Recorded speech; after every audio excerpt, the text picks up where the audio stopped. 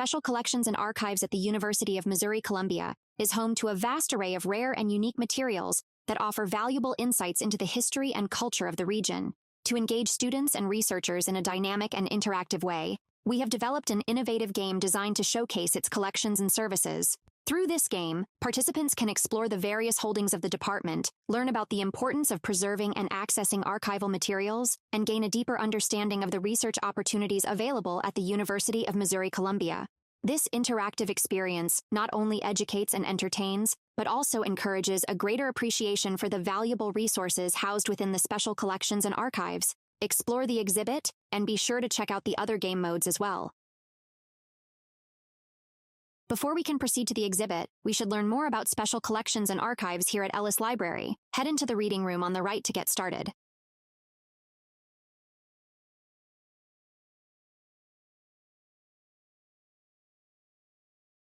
The Special Collections and Archives Division consists of two departments that work closely together: University Archives and Special Collections and Rare Books. University Archives has the mandate to collect, preserve, and make accessible to the public historical records created or received in connection with the transaction of university and university system business. Similarly, University Archives solicits personal papers, manuscripts, and organizational records that pertain to and enrich the historical understanding of the university and the university system. Special Collections provides relevant and diverse perspectives by acquiring, preserving, and making accessible rare, fragile, and culturally significant materials for use in research, instruction, and outreach. The department serves University of Missouri faculty, students, and staff, as well as members of the general public across a wide range of disciplines, from the sciences to the humanities.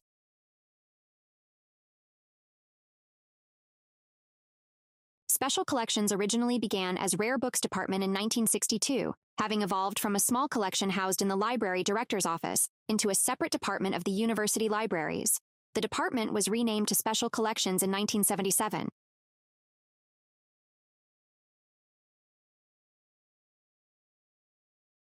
The University of Missouri Archives was established in 1969 as a centralized program to protect and preserve the historical records of the University of Missouri system. The historical records of the 4 individual campuses were placed under local authority on December 31, 1991, and an autonomous campus archivist was appointed for each institution.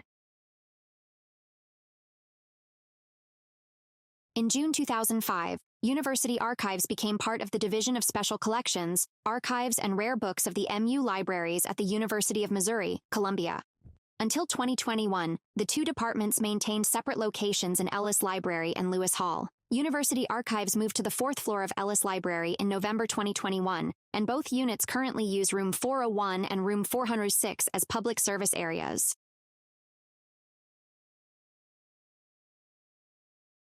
If you would like to learn more about the Special Collections and Archives Department, click on the link at the bottom to visit the department's homepage. If you would like to learn more about what happens behind the scenes, then be sure to listen to Life Among the Shelves on Spotify.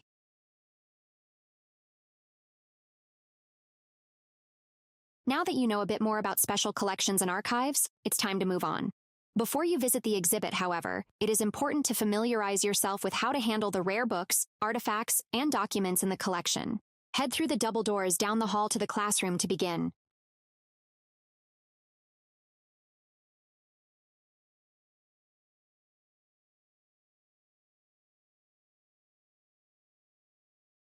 Hello, my name is John Henry Adams, and I am a Special Collections librarian. Today, I'm going to talk to you about the rules in the classroom.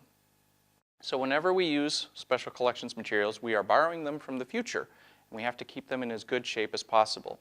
And as a general rule of thumb, you can always think about it as, well, if I were 200 or 300 years old, how would I want to be treated?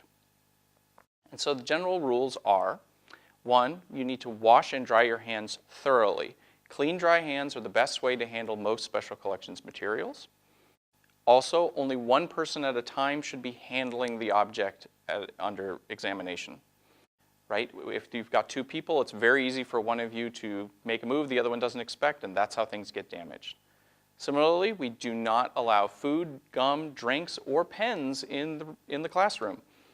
It's very easy for those kinds of things to accidentally leave a mark on some of our materials. And like I said, we're borrowing them from the future. And then this is something that's easy to forget, but it's surprising how easy it is to forget. Always leave your pencils down when you are handling the objects. It's very easy to forget, oh, I have a pencil in my hand, and that's how stray marks happen. If you need to borrow a pencil or loose paper, we can easily provide that for you while you're here. And then finally, photographs. Please take photographs. You know, anything that you want to do photographically, that's fine. Just don't take a picture with a flash. That's all that we ask. Okay, so let's get started.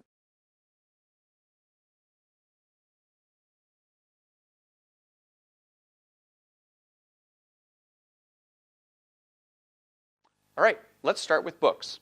Most of our collection is, after all, the codex book like this. This is the Morte d'Arthur, printed in the early 20th century at the Shakespeare's Head Press.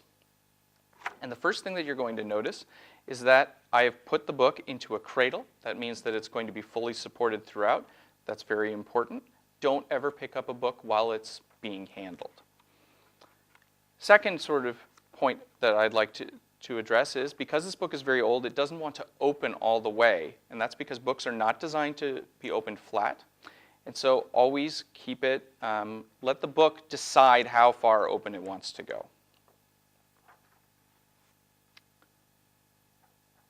And let's suppose that you came to this passage here and you wanted to take a photograph or take some notes, but you didn't want to keep your hand on the book. That's perfectly acceptable. So what we're going to ask that you do then is you're going to use a book weight like this one. And then you can take your notes, you can take your photograph, and everything is fine. Speaking of which, you'll notice that I'm always handling the book one page at a time. That's because although parchment and paper are surprisingly tough, at least until we reach the mid-19th century, they are still delicate. They can easily be torn. And so by handling pages one at a time, we can avoid that. I'm also always touching it from the outer edge. Grabbing it from the gutter or the middle of the page is not good. That's how you tear things. And then the second thing is I'm always keeping my hand at the outermost corners because there's no ink there. And ink is only on top of the page. It's not part of it. And so it's very easy for it to rub off. Even the toughest ink will eventually fade if you handle it. So never touch the printed portion or the written portion of the text block. Always touch it where the page is blank.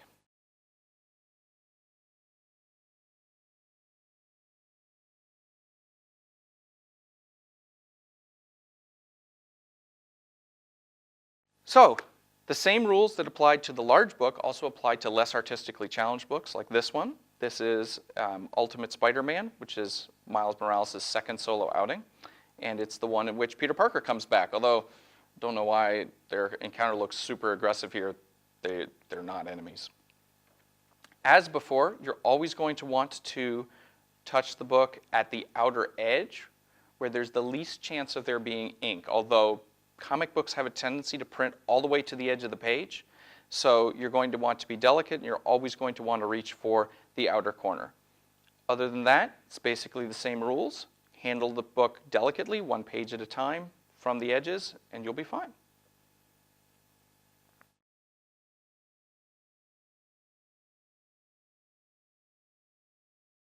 Scrolls are a form of book from before the time of the Codex, and as such they have a few quirks all their own. Now this is a facsimile of the book of Esther, also called the Scroll, and the original is, this is a facsimile, the original is from the 18th century. It's currently held at the Hungarian Academy of Sciences. So, just like with a book, you always want to avoid touching the colored portion of a scroll. And because scrolls may want to roll themselves back up, you always are going to want to keep them under control. That may mean that you have to use a book weight to keep them open, or you may have to do it manually depending on how long you're working with it. Scrolls are great for working in teams for this reason.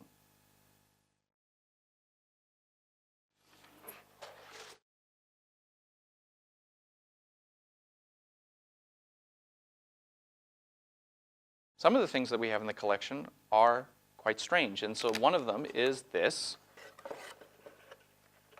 wooden flute. We want to be careful with it. We might leave it on a foam support, or we might leave it on the table. Just be delicate with it, and please, I know it's tempting, but do not play the flute, or do not try to. We also have this book, which is one of the quirkier things that we have. It is made of concrete shapes. And it is quite quirky. One thing to keep in mind is, although it's concrete, that doesn't mean that it can't be damaged. And they are a little bit heavier than you would expect, not much heavier, but a little bit. So you're always going to want to make sure that when you're handling these things, that you have as good a grip as you can and that you are careful as you work with them.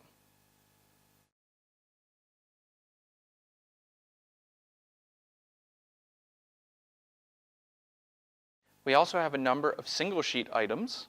They are maps, decals, posters, anything you can think of that's on a single sheet of paper. We'll start over here with this map. This is from the very first atlas printed in the West, the Theatrum Orbis Terrarum by Abraham Ortelius. It's from the 16th century. It is, as you can see, a piece of paper with some ink on the front of it. So as always, touch it in the corners if you need to. Although with a lot of our single sheet items, you don't have to do anything. You don't have to touch them because they don't have anything on the back side. This poster is from the 1920s, and it is a tourism poster for Germany. You'll notice that it has been encapsulated in mylar. This is a protective plastic coating that is sealed all the way around the edge, and that will protect the poster. It gives it a little more stability. You're still going to want to prioritize touching it at the corners, not on the page itself, and certainly not on the printed material. Some of our posters have things on both sides. If you needed help moving a very, very large poster, and we have much bigger ones than would fit on frame, then you might need to ask somebody for help. But otherwise, just handle it carefully and we're good.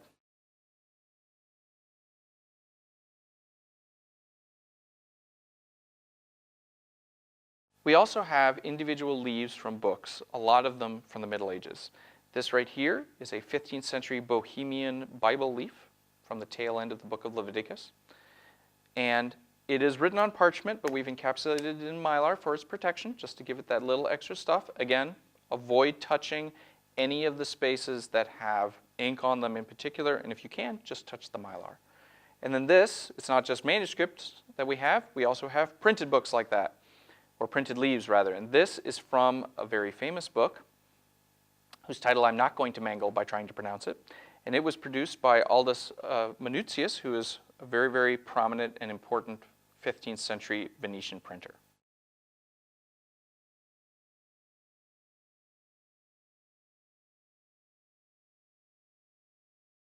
Special Collections also has a number of archival collections, which are stored in special boxes like this, either small boxes like this, or a large one like this. These are both from the V.T. Hamlin collection.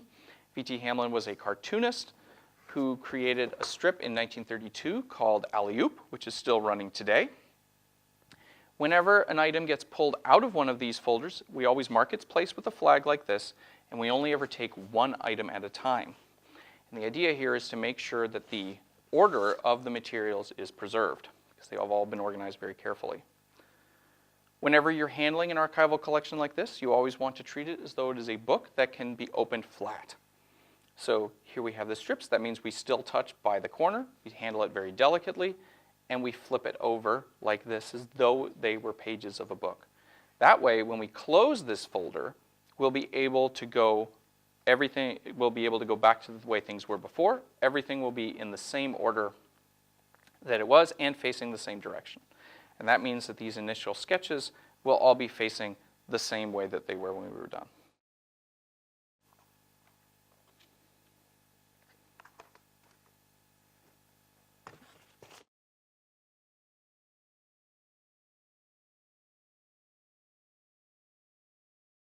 We also have very large books. This is the Nuremberg Chronicle from the year 1493. It's one of my personal favorites, and it is particularly famous because of its many large woodcuts. So you can see them here, the creation of the world, and the general cosmos. One of the things that you'll notice is that I've put an extra foam here. That's to provide additional support, because a book this size is going to put a lot of strain on its hinges when it's opened, and therefore you're going to want to be extra careful. And as you can see, its reputation is well deserved.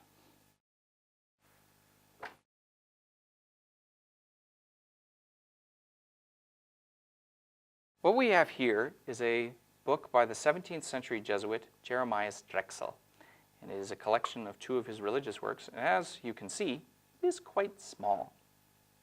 It is so small, in fact, that we've opted not to use a foam cradle, but to use this special one. And small books have a tendency to want to stay closed. And so we have to be very delicate. We have to hold it open while we're working with it. And a really, really small book, you might even have to hold it in your hand while you work with it. But we prefer, if possible, as it is with this book, that it remain in the cradle.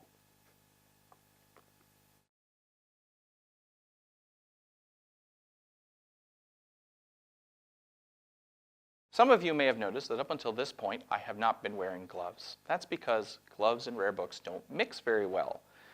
Gloves reduce your tactile sensitivity. They make it that much easier to damage the books. However, people often assume that we're going to want you to wear them because it looks good on TV, right? Clean, you know, you've got that cleanliness, it's fancy, it shows that you're being very careful. But like I said, tactile sensitivity goes down. And therefore, you're much more likely to actually damage something if your hands are gloved. Clean, dry hands is your best tool. That said, there are a few items that we have in the collection where we would ask you to wear gloves. And so now, let's talk about those. There are 5 things that you would have to be careful about.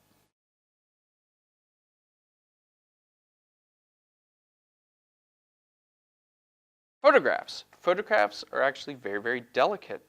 They are extremely sensitive to the oils in the human skin, and if you are handling photographs, you should absolutely wear gloves. You should also do your best to handle them just from the edges. Again, ink is not part of this. It's on top of this, and it can easily be removed. And these specific photographs come from Jim Gossage. They are an addendum to our Lanford Wilson collection.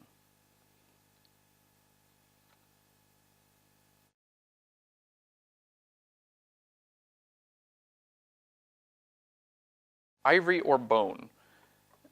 Ivory and bone are both very porous, and so they have a tendency to absorb oils from the skin and they will discolor.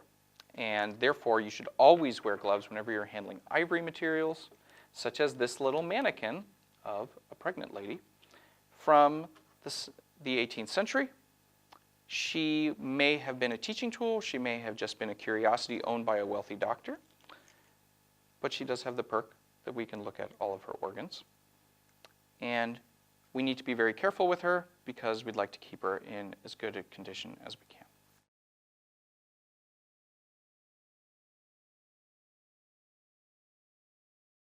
Metal.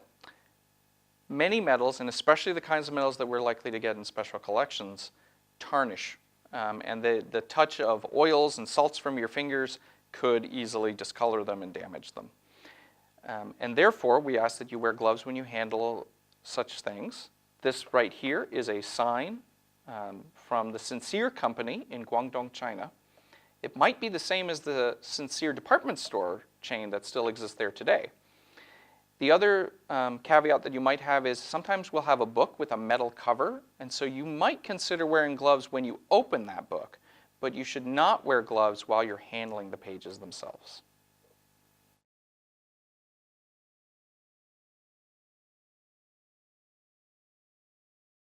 Unglazed ceramics. So these are the oldest things that we have in the library. They are 4,000-year-old cuneiform tablets. They are made of unglazed ceramic.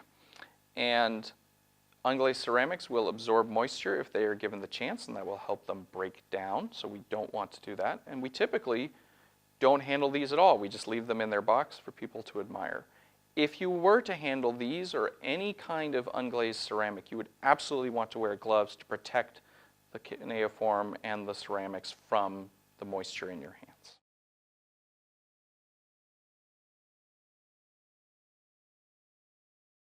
You are now ready to explore the exhibit. To get there, head back to the entrance, down the stairs, and through the double doors.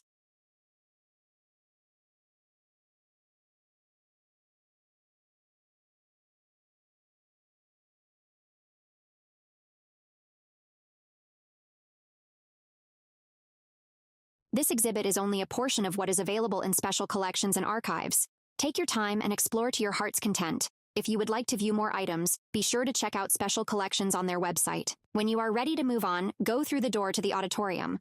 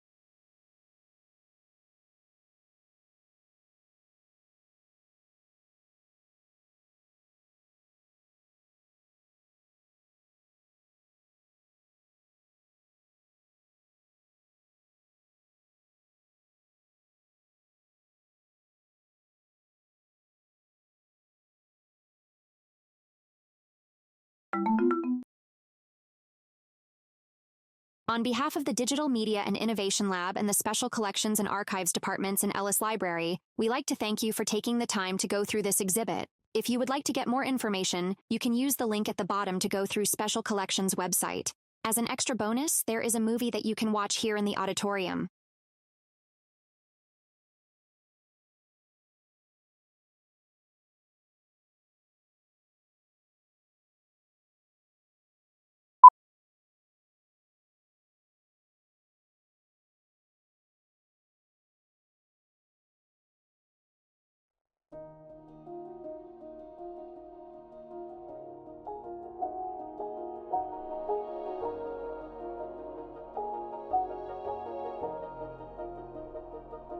There is a fifth dimension, beyond that which is known by ordinary readers. It is a dimension as vast as history and as complex as human error.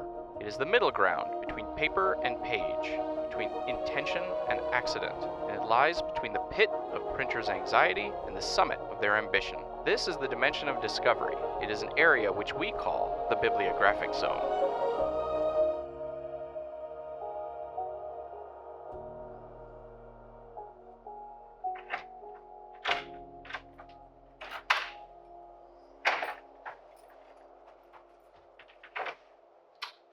Perhaps you are here because you have encountered a collational formula in the wild. Or perhaps your friends and mentors have decided that it is time for you too to learn how to deal with the horrors on our shelves. Either way, welcome! In this series of videos, we will learn how to decipher the dreaded collational formula. So let's start with the big question. What is a collational formula? A collational formula is a way to describe the book's physical configuration by listing important information like its format, the number of gatherings, and its signing statement. It does not include any description of the binding. Collation is entirely about the pages as prepared by the printer before binding. In theory, every copy of a given book should have the same collational formula.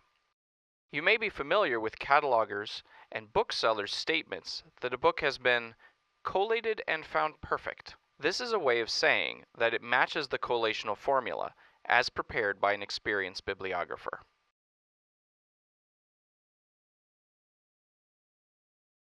Bibliography is a small enough field that there hasn't been a general outcry for standardization.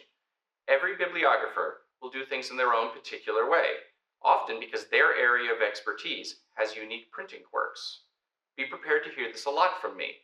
Every bibliographer and every printer is likely to do things in their own particular way. Still, there are a few guidelines that most people will follow. In this video series, I will be teaching you how to read collational formulas and get some useful information out of most of them. If you watch the videos carefully, that will probably also give you a sense of how to write them, but for that, you should really be taking a class where you can practice on a lot of books around you. It's only fair to give you a sense of where I'm coming from on this too. I'm a North American librarian, and I learned how to read and write collational formulas at Rare Book School and at Indiana University. That means that I, broadly speaking, write collational formulas the way that Fredson Bowers and Philip Gaskell would want me to. If you're working in a radically different tradition, you may want to look elsewhere.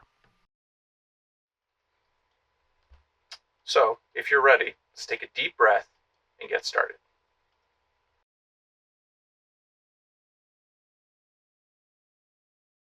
Before we can tackle the collational formula, we need to get some definitions out of the way.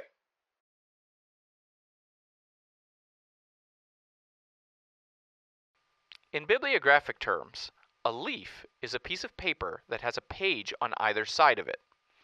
A leaf is the basic unit used in bibliographic description, so that bears repeating. A leaf is a piece of paper that has a page on either side of it. If it helps you remember, the German, French, Italian, and Spanish languages all use the word leaf to refer to a sheet of paper. Germans go one step further and refer to a page as a Seite, or side, because you find it on the side of the leaf.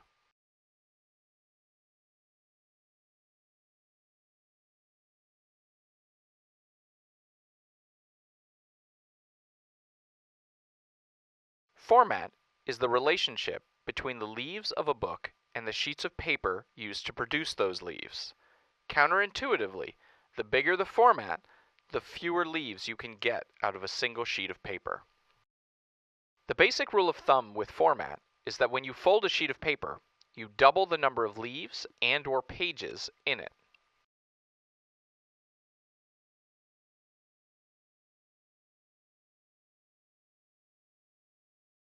If you fold a sheet of paper once, you get a folio, which has 2 leaves and 4 pages. The word folio literally means leaf in Latin. Fold your folio again and you get a quarto, which has 4 leaves and 8 pages. The names of the next few formats are all Latin and refer to the number of leaves from each sheet. Quarto means fourth, as in a fourth of a sheet. A third fold and we get an octavo, 8 leaves and 16 pages. Octavo means eighth, as in an eighth of a sheet. We could keep folding this sheet of paper over and over again to get smaller and smaller formats. After octavo, we often just add the syllable mo to the end to the number of leaves. The smallest format I've ever seen is a 128 mo, which requires 7 folds and produces 256 tiny pages. If you want, you can also cut the paper before you fold it and then fold the 2 pieces separately to get other weird formats like the duodecimo or 12mo. but I won't get into that here. The key point is that format refers to how many leaves or pages you get out of a single sheet.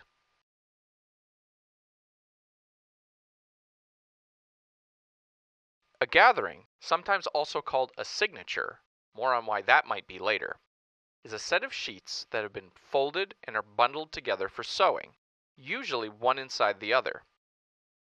Usually, you're looking at one sheet, especially for the smaller formats, but sometimes you'll find that a gathering is made up of multiple sheets. In the 15th century, when printing was young and everything seemed possible, printers often gathered folios in tens, 5 sheets, quartos in eights, 2 sheets, and octavos in sixteens, 2 sheets. Things calmed down in the 1600s and 1700s, and folios were usually only done in sixes. Quartos and eights hung around until the 1600s, and octavos in anything above eights became rare after the 1400s. We'll talk more about these nuances in a later video.